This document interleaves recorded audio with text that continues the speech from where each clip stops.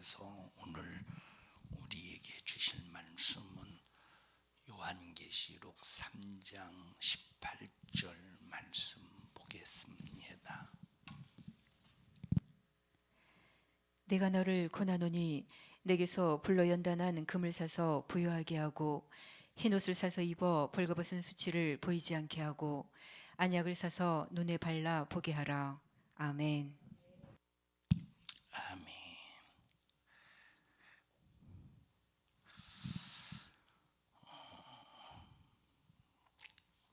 하나님께서 우리를 보시고 우리를 진단하실 때는 한치의 착오도 없이 정확하게 진단하십니다. 그래서 정확하게 진단하신 이 하나님의 진단을 통해서 우리를 처방하시는데, 육신이 있을 동안에는 계속 말씀을 통해서 회개를 촉구하시고 계속 하나님의 말씀을 통해서 하나님의 말씀 안으로 끌어들이시려고 역사하십니다. 그런데 이 하나님께서 우리를 진단하신 말씀으로 우리에게 회개를 촉구하시고 말씀 안으로 끌어들이시는 일에 거부하고 배타하고 자기 맘대로 살면 마지막 최후에 반드시 심판으로 우리를 다스리신다는 사실을 알면서 우리는 하나님이 나를 진단하실 때, 하나님이 나를 진단해 주실 때 설마 하지 말고 큰일 났구나, 큰일 났구나, 빨리 내가 회개를 통해서 하나님으로 처방을 받아야 되겠다 하고 나와 여러분들은 항상 하나님의 말씀을 통하여 내 자신을 바로 세워가야 됩니다. 그래서 하나님께서 우리를 보실 때 어떤 눈으로 보시느냐? 불꽃 같은 눈으로 보신대. 어떤 눈으로? 불꽃 같은 눈으로. 읽어보십시다. 요한계시록에, 요한계시록 2장 보십시다.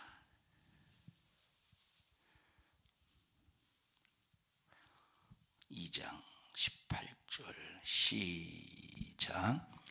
두아디라 교회의 사자에게 편지하기를 그 눈이 불꽃 같고 그 발이 빛난 주석과 같은 하나님의 아들이 가라사대. 자, 눈이 어떤 눈과 같대요? 불꽃 같은 눈. 이 불꽃 같은 눈으로 우리를 바라보시면서 정확하게 진단하신다 이 말입니다. 그래서 우리가 성경을 통하여, 말씀을 통하여, 설교를 통하여 우리 자신이 딱 진단을 받으면, 진단을 딱 받았을 때 우리의 반응은 정말로 중요합니다. 그 전에 자주 말하는 누가 일렀나? 참 이 반응은 참 불행한 반응이에요. 오늘도 목사님이 나를 친해 불행한 반응입니다. 아니 허구한 날 밤낮 죄 회개 그러는지 모르겠네. 불행한 반응이요. 하나님께서 오늘 나를 진단하셔서 나를 죄에서 건져주시고자 하시는 진실한 사랑이다. 어찌할꼬 하나님 잘못했습니다. 이 반응은 최고의 축복된 반응입니다. 여러분, 하나님의 정확한 진단 앞에 서 있는 믿음의 성도들이 되기를 바랍니다. 다 같이 하나님의 진단은 정확하다. 하나님의 진단이 정확하니까 하나님의 처방도 한치의 착오도 없다 이 말입니다. 자, 그러면 우리 인간을 보십시다. 우리 인간의 진단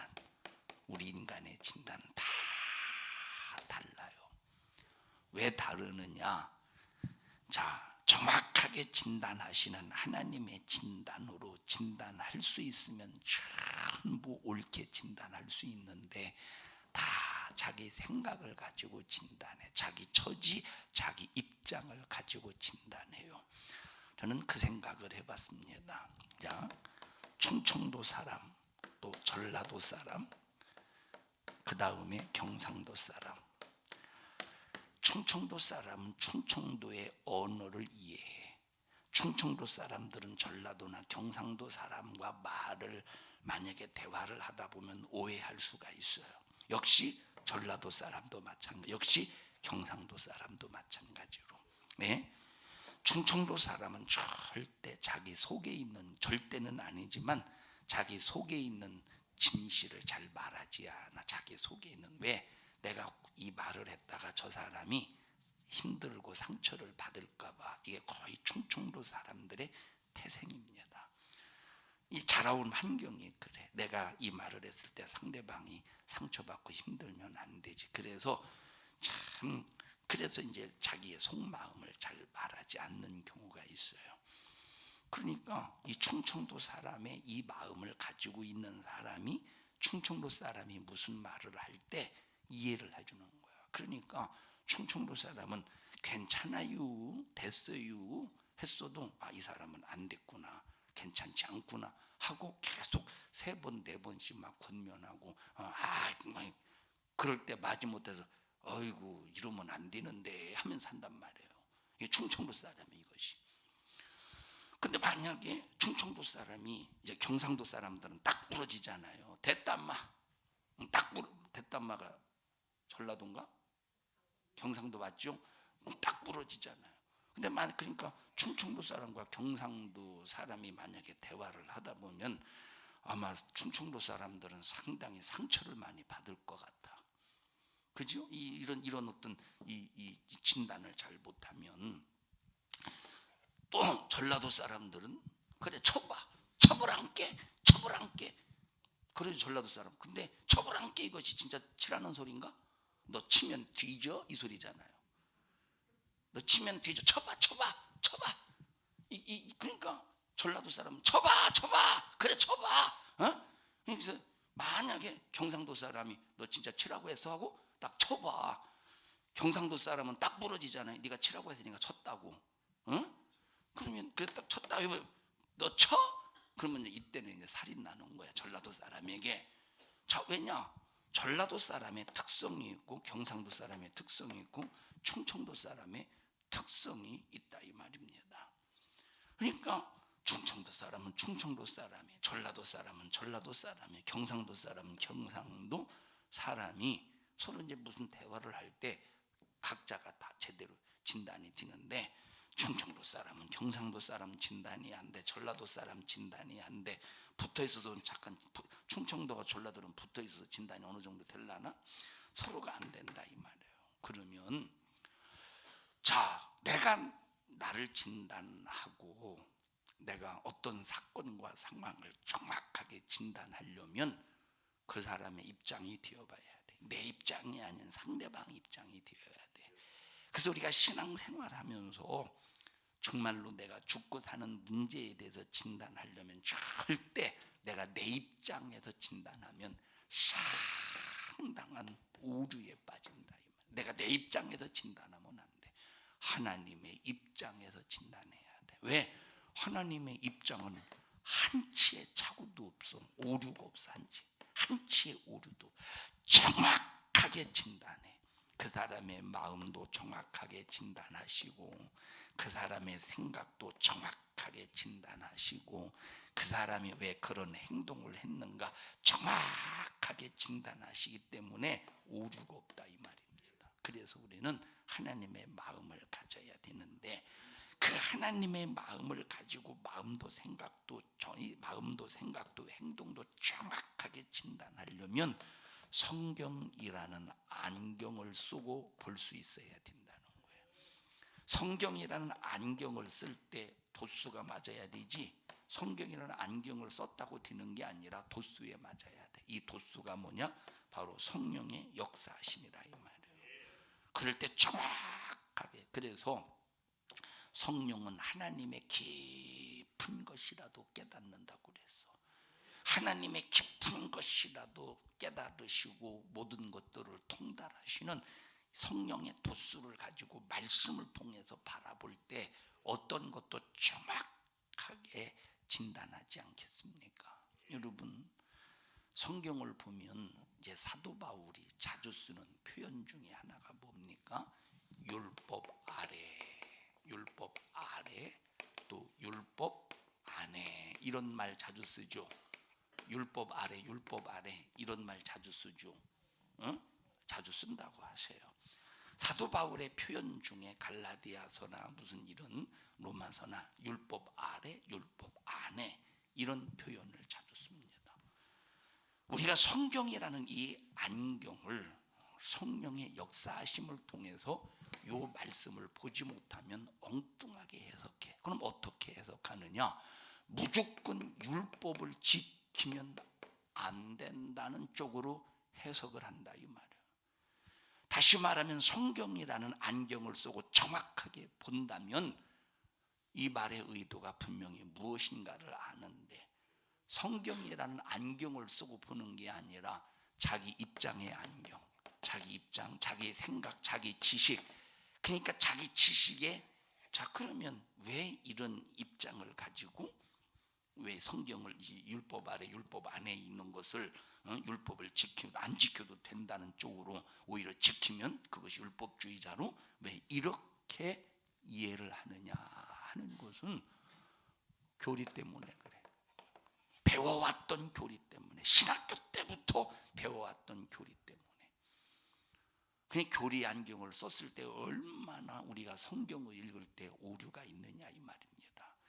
그러니까 우리가 바울이 율법 아래 율법 안에라고 하는 이 표현을 한 거에 대해서 바울의 심정을 모르면, 바울의 마음을 모르면 정확한 하나님의 진단이 나올 수가 없다 이 말이에요. 아래 안에 찾아있어요. 한번 한 군데만 읽어보시죠.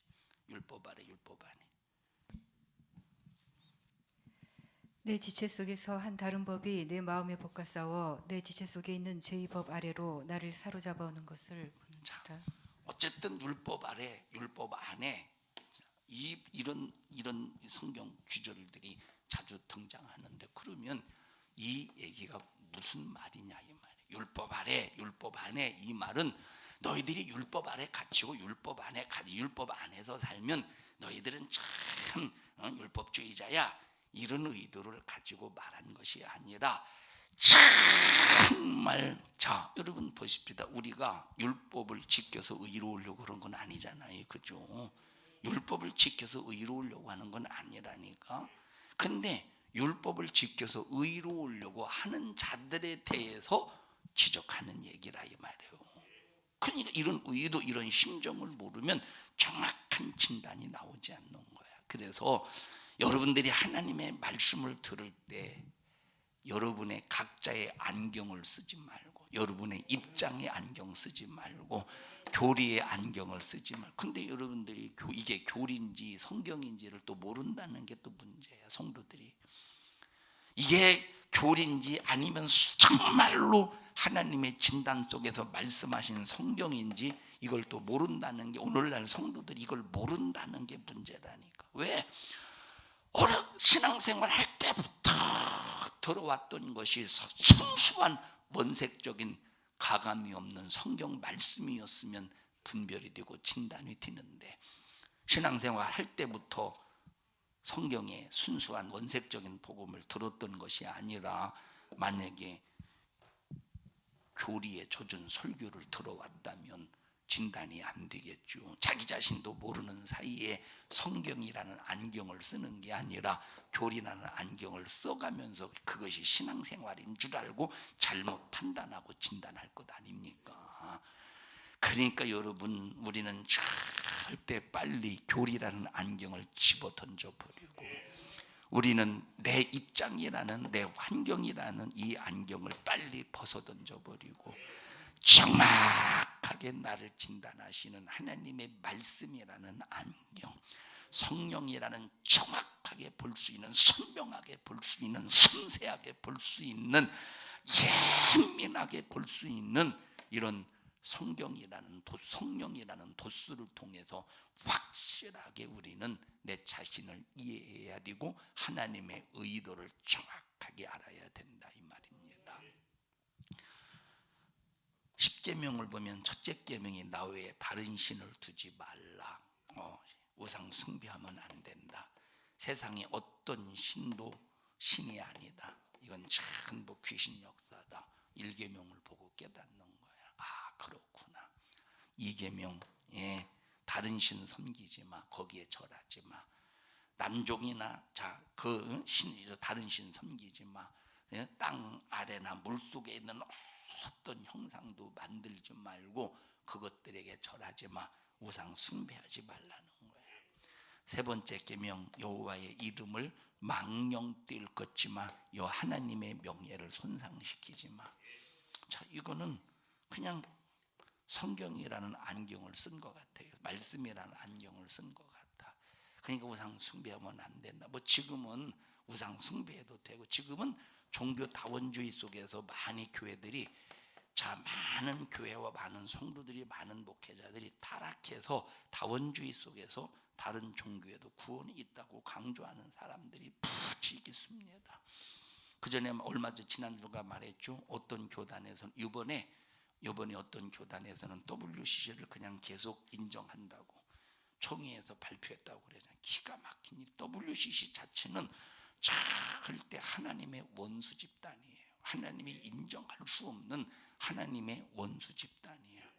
그러면 총회에서 만약에 WCC를 인정했다고 할 때 얼마나 이것이 하나님의 심정을 모르고 하나님의 의도를 모르고 성경이라는 안경을 쓰지 못하고 내린 처방이냐 이 말이에요. 지금은 이렇게 전부 이렇게 이제 1계명도 2계명도 3계명도 이제는 전부 교리라는 잣대, 성경이라는 잣대를 가지고 써서 지금은 이제 교리라는 잣대를 가지고 지금 성경을 왜곡 변질시키고 있다 이 말입니다.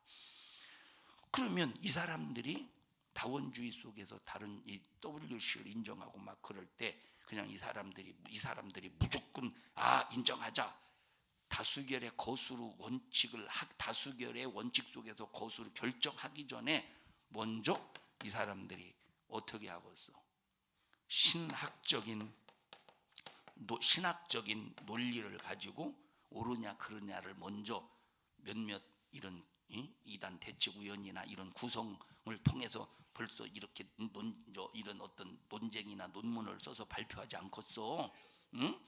자, 그러니까 보십시오. 지금은 그런데 이건 지금의 일이 아니라 처음부터 오래전의 일부터 안식일을 기억하여 거룩하게 지켜라. 이 말씀을 지키면 꼭 율법 아래에 있는 사람처럼, 율법 안에서 사는 사람처럼 자유하지 못한 자로 취급해버리고 율법주의자로 취급해버린다니까. 여러분, 예수 믿고 구원받은 사람들이 거룩한 주의를 온전히 지키는 것이 율법 안에 있는 겁니까? 율법 아래에 얽매인 겁니까? 아니라 이 말이에요. 예수 믿고 구원받은 사람들이 안식일을 기억하여 거룩하게 지키는 것은 율법 안에 갇혀 있는 것이나 율법 아래에 어떤 속박 결박을 받는 것이 아니라 복음 안에서 자유한 사람입니다. 왜 복음 안에서 자유하지? 안식일을 기억하여 거룩하게 지키니까 예수의 피로 죄 사함 받고 안식일을 기억하여 계명을 지키며 순종할 때 죄가 범람합니까? 죄가 역사합니까? 마귀 역사가 역사할 수 있습니까? 아니라 이 말이 이게 복음의 자유야. 이게 신령한 자유야.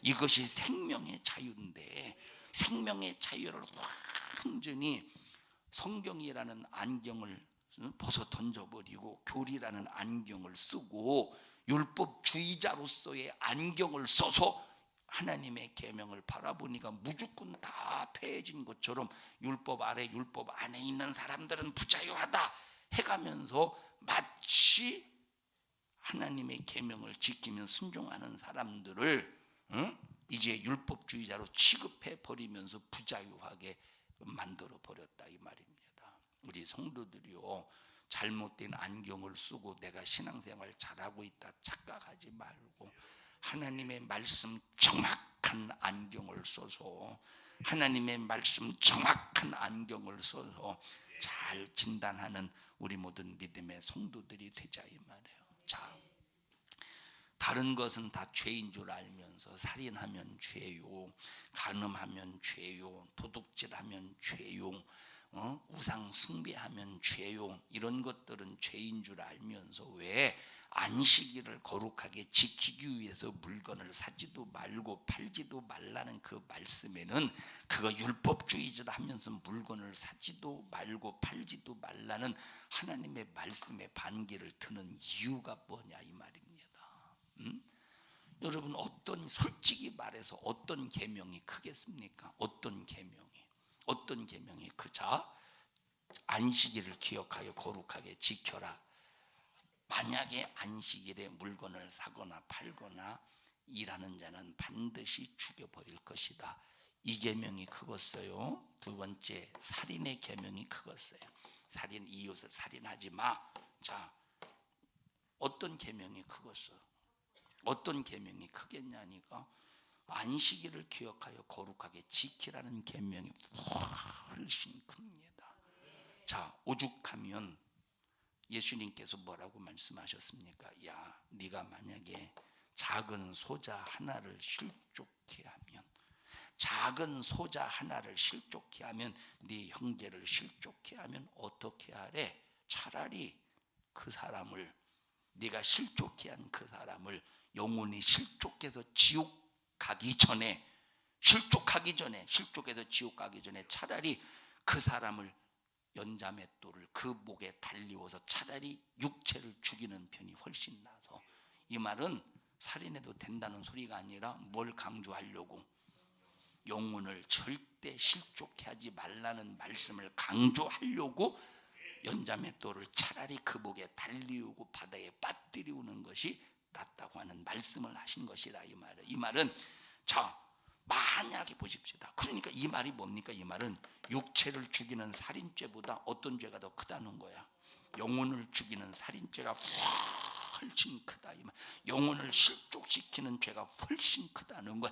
육체를 죽여서 한 줌의 흙으로 돌려보내는 것보다 영혼을 실족시켜서 영원한 지옥의 불구덩이에 빠뜨리는 것이 훨씬 크다는 것을 말해주고 있다 이 말이에요. 자, 그러면 안식일을 범하는 안식일을 거룩하게 지키라는 이 계명과 살인하지 말라라고 하는 이 계명 중에 어떤 계명이 크겠어? 안식일을 어기는 이 계명은 이건 지옥과 연관이 된 거야.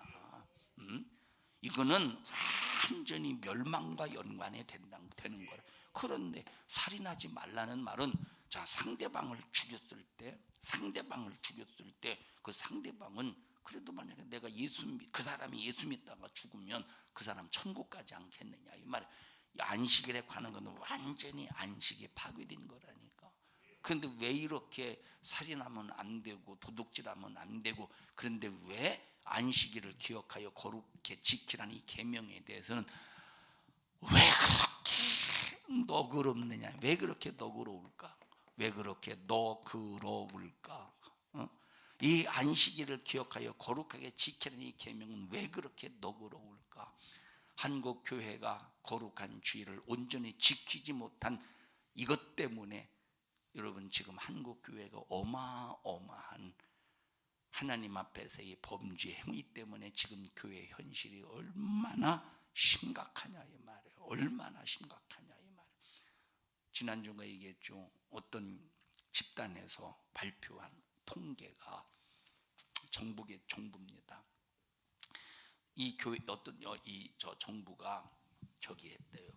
어느 주일날 교회를 돌아다니면서 이렇게 이제 수치를 계산해봤대. 예배를 드리는 교회 10% 미만 예배를 드리는 교회 성도 전체가 드리는 교회, 그리고 예배를 안 드리고 있는 교회, 충분히 이렇게 수치를 조사를 해봤는데, 한국 교회, 이거는 소위 말하는 개신교를 말해요. 가톨릭도 아니고 이단도 아니고 소위 말하는 개신교, 우리는 개신교라고 하지는 않죠. 그냥 기독교라고 그러지. 그런 이 기독교가 우리나라에 6만 4천 교회 정도 된대. 그러니까 약 한 7만 교회 정도 친다고요. 7만 교회, 한 6만 4천 교회, 6만 5천 교회, 6만 5천 교회 되는데, 자, 그 사람들이 이제 몇 교회를 돌아다니고 뭐 한두 교회를 돌아다니는 건 아니겠죠. 몇천 교회 돌아다녀봤겠지. 그런데 몇천 교회 돌아다녀 봤는데 16%인가가 예배를 안 드리는 것이 아니라 교회가 없어져 버렸대. 교회가 폐쇄되어 버렸대. 16%. 그럼 16%라고 할 때 7만 교회를 잡았을 때 한 만 교회 정도, 6만 4천 교회라고 할 때 한 만 교회 정도 되지 않겠어. 응? 지금 교회가 이 실태. 그럼 왜 그러네? 그러면 떨어져 나간 성도가 얼마나 될까? 떨어져 나간 성도를 얼만큼 보느냐? 150만 명 정도 보더라고. 이거는 이제 통계니까 정확하게 떨어져 나간 성도 막 하나하나 다 전국적으로 찾아 나가서 당신 교회 다니다가 안 다닙니까? 나 코로나 때문에 안 다닙니다. 아, 그렇습니까? 체크해서 하나하나 일일이 계산한 건 아니고 통계라 이 말이에요. 통계로 봤을 때 그냥 1만 교회가 없어져 버리고 150만의 성도가, 교회 다녔던 성도가 탁주가 되어서 기한전에 떨어져 버렸다는 거야. 어마 끔찍한 일이죠. 그럼 왜 그럴까? 왜 빨리 우리는 성경이라는 안경을 쓰고 진단해 봐야 된다니까.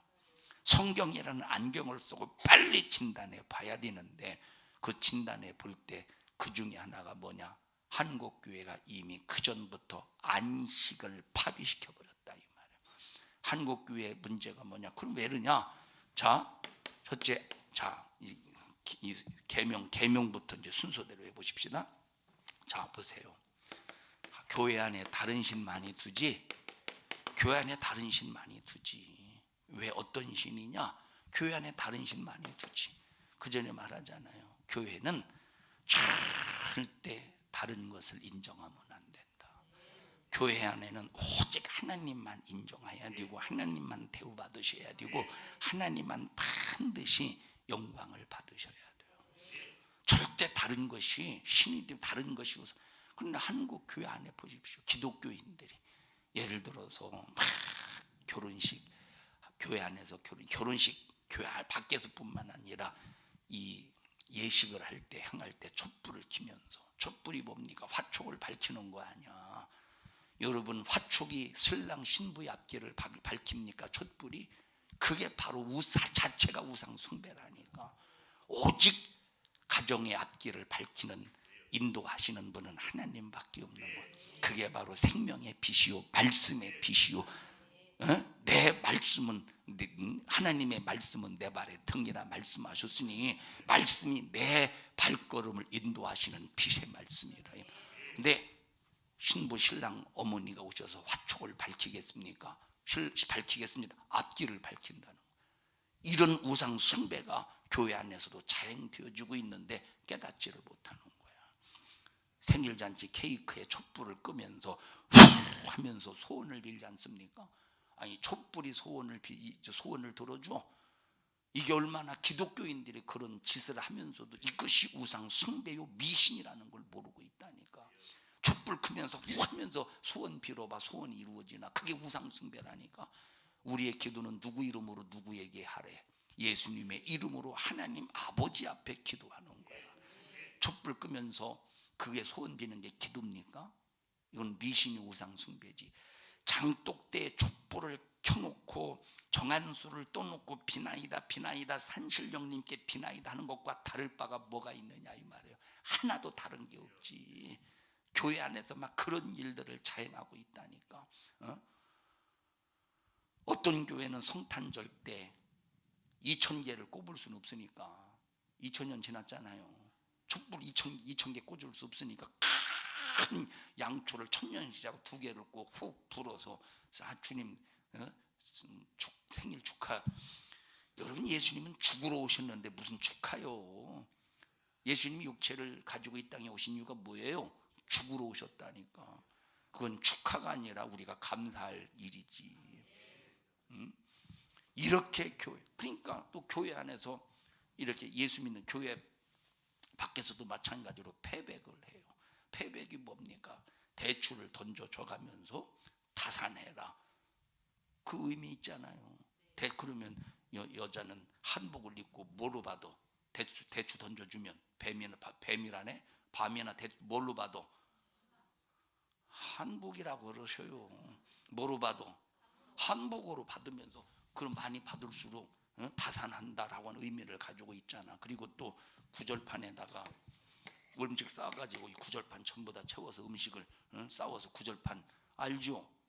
그런 짓을 하는 행위 자체가 미신이 우상 숭배인데 이런 일들이 공공연하게 기독교인들이 장로라는 사람들이 심지어 목사라는 사람들이 전혀 이것이 미신이고 우상 숭배인 줄도 모르고 자행하고 있다니까. 이것이 얼마나 하나님 앞에 하나님이 바라보실 때 야 이 자식들아 대추가 자손을 번성하게 하냐 대추가 자식을 축복하냐 이놈들아 하나님만을 섬기면 자손 천대의 복이 임하겠다고 내가 말했잖아. 왜 가정의 복을 대추에게 맡기고 왜 가정의 복을 자 그리고 뭘 가지고 또 이렇게 동물 중에서 뭘 잡아와? 닭을 잡아오잖아. 그런 다 거기 의미를 부여해서 닭을 잡아오고 막 이게 교회에서 이런 일들이 공공연하게 벌어질 때 기독교인들에게 있어서 하나님이 보실 때 얼마나 기가 막히겠어. 하나님이 하나님 자리에서 물러가지 않겠느냐 이 말이에요. 한국 교회가 이렇게 무너질 수밖에 없지 않겠어. 응? 자, 다 예수 믿는 사람들의 우상 숭배. 자식이 우상이야. 돈이 우상이야. 자기 육신이 우상이야. 하나님만을 섬기기를 바라시는데 하나님만을 높이기를 바라시는데 자식이 우상이야. 하나님보다 자기 육체가 우선이야. 하나님보다 자기 물질이 우선이야. 그러니까 전부 물질 중심으로 교회 다녀. 자식 중심으로 교회 다녀. 가정 중심으로 교회 다녀. 전부 자기 육신을 중심으로 교회 다녀. 피곤하고 힘들고 바쁘면 교회 안 와. 하나님 중심입니까? 육신 중심이지. 나 돈 벌러 가야 돼. 주일날 교회 안 와. 이게 하나님 중심입니까? 물질 중심이지. 벌써 육신이 우상이 되고 물질이 우상이 되고 자식이 우상이 되고 한국 교회가 이 지경이라니까. 세 번째, 하나님의 이름을 망령되이 일컫지 말라. 하나님의 이름을 망령되이 일컫지 말라. 이제 교회 이제 뭔가 어디서 쓰던 거를 좀 갖다 놓으면 안 되느냐고 이제 그래요. 그래서 제가 그랬습니다. 자, 요 하나님 앞에 드려지는 예배당은 절대 쓰던 걸 갖다 놓으면 안 된다. 요 하나님 앞에 예배당 이곳은 어디는 이 예배당은 절대 하나님 앞에 쓰던 것 갖다 놓으면 안 되고 하나님 앞에 최상으로 하나님 앞에 정말로 이 첫 열매로 이걸 하나님 앞에 이 예배 왜 이곳은 어떤 곳이야? 하나님을 예배하는 곳이에요. 이곳은 하나님께 영광 올려드리는 곳이야. 하나님을 기쁘시게 하는 곳이야. 그래서 여기 이 강단은 쓰던 거를 이 강단 이 교회는 쓰던 걸 하는 게 아니라 하나님 앞에 새 것을 하나님 앞에 이 새 것을 항상 이해하십니까? 그러니까 보세요. 참, 이건 이런 마인드를 가지고 그런데 이 예배당 밖에 있는 것은 뭐 우리가 이제 편리하고 또 필요해서 쓰는 것이니까 우리가 그죠? 뭐 그런 것들이야. 뭐 쓰던 것이면 어떻겠어? 또 그렇다고 다 고장난 거 목사님 고쳐서 갖다 쓰셔요. 이런 손톱만 있으면 그냥 얼굴에 오선지를 긁어버려야 돼. 그런 사람들은. 그럼 되겠어 안 되겠어 그런 거는. 여러분 쓰던 거라고 해도 그냥 쓸 수 있는 거 깨끗한 거 그런 걸 가지고 와야지. 다 그냥 뭐 고장난 거 그런 걸 갖다 놓아야지 되겠는가. 지금 제 의도를 알겠어요? 무슨 말인지? 예? 이해하시겠어요? 자, 예를 들어 보십시다. 여기서 만약에 뭐 이런 화분이나 이런 것도 우리가 뭐 쓰던 거 세상에서 사용하던 거 뭐 이런 걸 이게 아니. 예를 들어서 강대상을 여기다 딱 갖다 놨는데 저 절간에서 만약 여기서 뭐 그 중이 막 하던 그 강대상 갖다 놓고 그게 새 거야. 갖다 놓고 만약에 거기서 예배 드려봐. 하나님이 기뻐하시겠어? 어? 그 여기는 정말로 이 예배당은 하나님을 예배하는 곳은 새 것을 갖다가 최상의 꽃으로 올려드려야 되는 거야. 우리 예배도 하나님 앞에 최상의 꽃으로. 그런데 이 예배당 말고 2층에서 쓴다든지 3층에 쓴다든지 3층은 여기군 안 되겠네 참. 4층도 마찬가지로 5층에서 쓴다든지 그런 것들은 뭐 그냥 쓰던 거 상관없죠. 깨끗하고 또 환경상 미관상 또 우리가 뭐 불편함이 없는 것이라면 괜찮죠. 그러니까 보십시다. 우리가 이런 것도 예배당에서 만약에 남이 쓰던 거 다른 데서 막 세상적으로 막 쓰던 거 갖다 놓고 만약에 예배당에서 하나님을 예배한다고 해봐. 어떤 계명에서 벗어나겠어? 하나님의 이름을 망령 뛸 것이 않겠어 이것이. 그러면서도 하나님의 이름을 망령 일컫는 줄을 모르는 거야. 강단에서 보세요. 오늘날 강단에서 막 12월 25일 산타크로스 복장을 하고 이거 뭐지 빨간 모자를 쓰고 흰 눈사이로 썰매를 타고 거기다가 옛날에 한참 유행이었던 심형래의 캐롤송을 부르네. 달릴까 말까 그러고 자빠졌으니 무슨 12월 25일이 달릴까 말까 그따위 그런 노래를 부른 이 어떤 짓이요 이것이? 어떤 짓이요 이것이? 여호와의 이름을 망령 뛸것는 짓이라니까. 아니 왜 성탄절에 산타클로스가 등장하냐 이 말이에요. 성탄절에는 오직 날 위해 십자가의 피 흘려 죽으러 오신 예수만 높이고 예수만 드러나고 예수만 우월해져야 되는데 우리의 위해서 죄사해 준 놈도 아니고 우리를 위해서 정말로 천국을 준 놈도 아닌 산타클로스가 등장해서 강단을 더럽힐 때 몇 번째 계명에 도전한 거예요. 하나님의 이름을 망령되이 일컬은 죄라니까. 하나님의 이름을 망령되이 일컬은 죄라니까. 그러면서도 한국교회가 이렇게 하나님 앞에 어마어마한 죄를 범했다는 사실을 모르고 교회가 왜 이렇게 어려움을 당하느냐에 대해서 전부 남탓만 하고 있다니까. 한국교회가 회복될 수 있는 비결은 하나밖에 없어요. 회개하고 돌아오는 거야. 1계명 범한 죄 회개하고 돌아와야 되고 2계명 범한 죄 회개하고 돌아와야 되고 3계명 범한 죄 회개하고 돌아와야 되고 나머지 그리고 4계명 안식일을 기억하여 거룩하게 지키라고 하신 이 하나님의 말씀 앞에 전부 교회들마다 거룩한 주의를 온전히 지키지 못하고 있다니까. 제가 저쪽에 대전 그쪽에 붕해를 간 적이 있습니다. 저 서대전 유성 톨게이트 그쪽에 붕해를 간 적이 있어요. 그 교회 이제 어떤 목사님이 수요일 오전인가 화요일인가 저보고 뭐라고 말씀하시느냐. 그 교회 목사님 어떤 성도가 우리 교회에 한 분이 들어오셨는데 참 너무 저 성도 때문에 자기가 힘들다는 거예요. 그래서 가만히 들어봤어요. 왜 그런가 들어봤더니 그 목사님이 이제 어떤 상황이 요구르트인가 무슨 비피더스인가 뭐 그런 종류 있잖아요. 유산균 그 음료를 좀 필요해가지고 남을 대접해야 되는 상황이었나 하여튼간 필요해서 어떤 성도에게 사오라고 했나봐요. 집사님 가서 사오세요 주일날. 그랬더니 이 집사님이 안 사오더라는 거야. 아니 집사님 왜 안 사옵니까? 목사님 주일날 물건 살 수가 없어서. 그리고 막 대적해서 안 사옵니다 막 그런 게 아니라. 그래서 그럼 누가 오른 거야? 그러면 안 사오는 게 목사님 대적하는 건가요?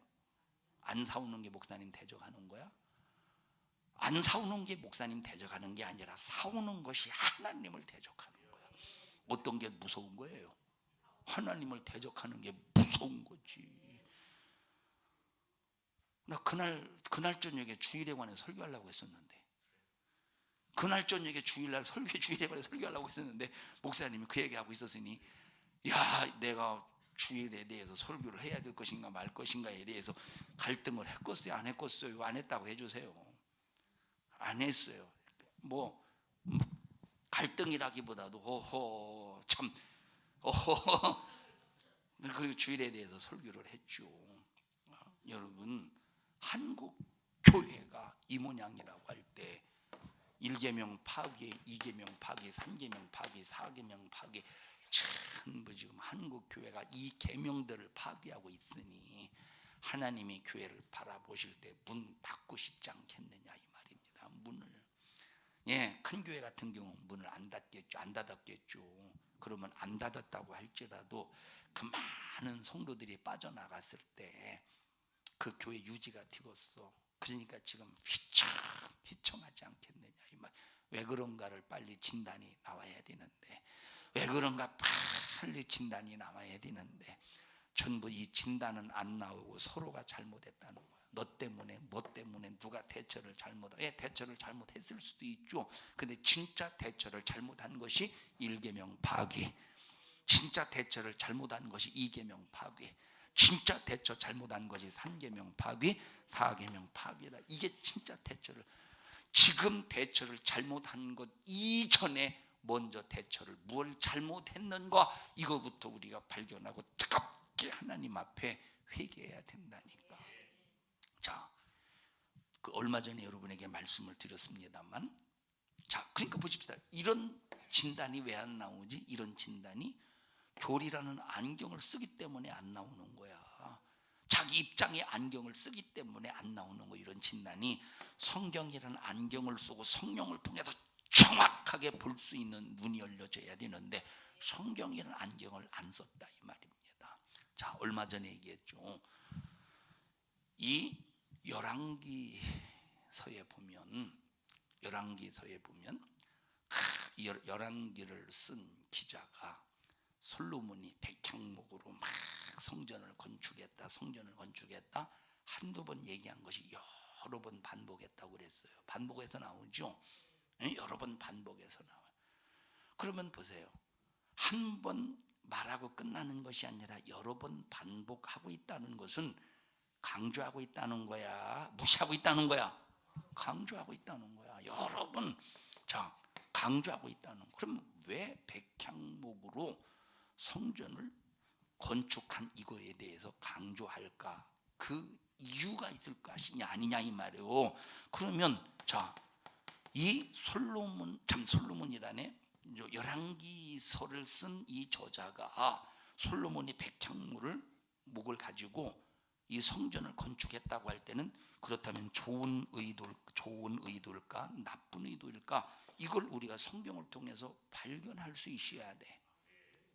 이게 과연 좋은 의도인가? 이거 한두 번 말한 게 아니라 계속 강조해서 말한 것은 어떤 의도가 있기 때문에 강조한 것이 아니냐 이 말이에요.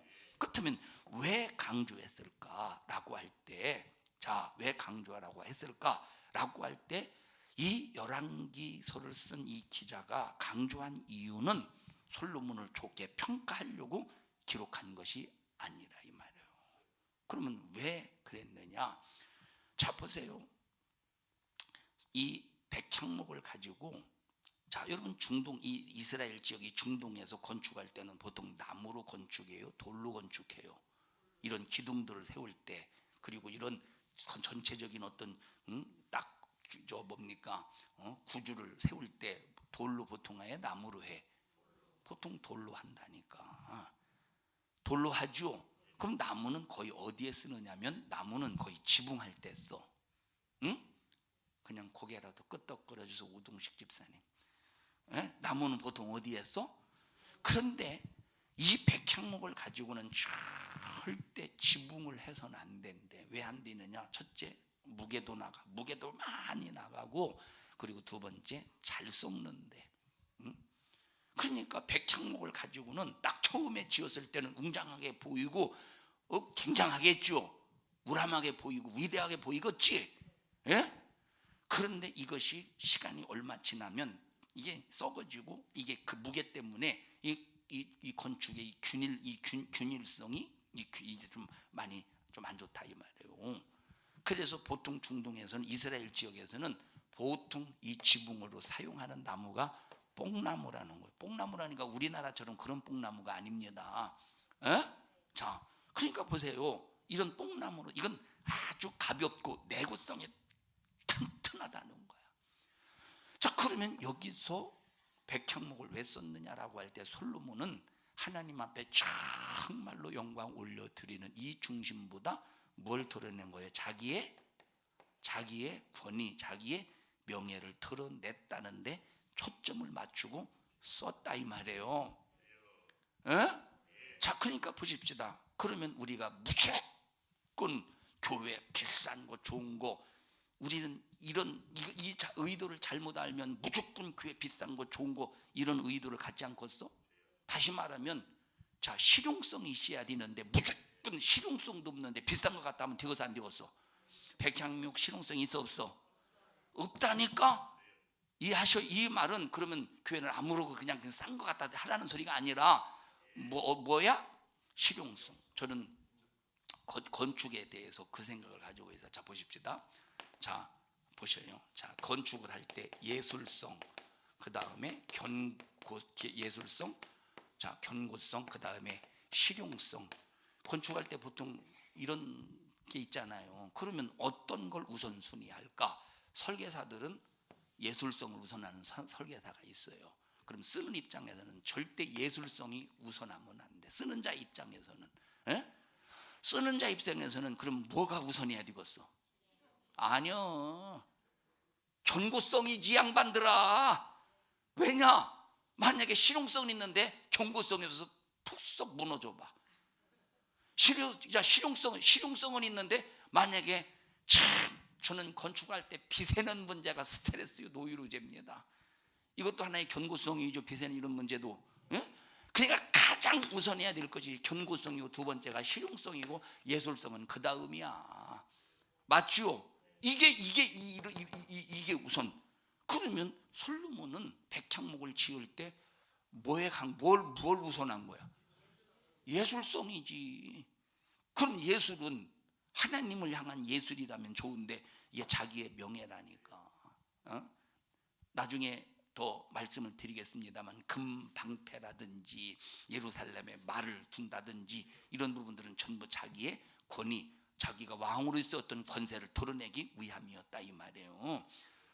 읽었죠? 저 예루살렘에 말을 두지 말라는 소리 읽었죠? 말을 두지 말라는데 솔로몬이 말을 뒀다는 이유가 뭐요? 자기의 위 권세를 드러내려고 했던 거라니까. 그러니까 보십시다. 만약에 야, 백향목, 솔로몬은 하나님의 백향목, 이 열왕기서를 기록한 그 기자의 의도를 모르면 실용이고 뭐고 무조건 그저 그냥 좋은 것 되겠어 안 되겠어? 절대 안 된다니까. 여러분 보십시다. 나는 이거 이제 의도를, 이게 대리석입니다. 그러니까 비싼 대리석이 이게 뒤에 이거 비싼 대리석. 근데 사실은 저는 이 대리석에 대해서는 앞에 난 대리석에 대해서는 나는 이렇게 이제 별로 이렇게 좀 좋다야 대리석으로 해야 되겠다라고 하는 생각은 별로 없습니다. 별로 없었어요. 그냥 앞에 딱 봤을 때, 더군다나 이 소리가 튕겨나가 뒤에 대리석을 하게 되면 소리가 튕겨나가지 않아서, 그러니까 이제 근데 그러니까 강 장로님하고 저 어디 그때 저길 갔다 왔나요? 저쪽 어디지? 저쪽이라니까 교도소 말고 부흥인가 어디 갔다 왔는데, 저쪽 외국에 거기 어디 파키스탄인가 잘 기억이 이게 저걸 뭐 딱 붙여버렸더라고.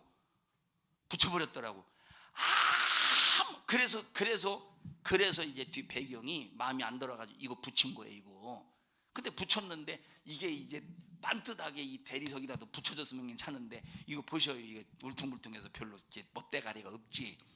아무리 비싸면 뭐요? 이거 여기에서는 예술성이 이게 필요하지 않겠어. 이 사람들이 듣는 게 안 듣는 거야. 들어 안 들어 주희야? 뭘 들었어? 설교를 들었어? 자, 그러니까 보십시다. 이런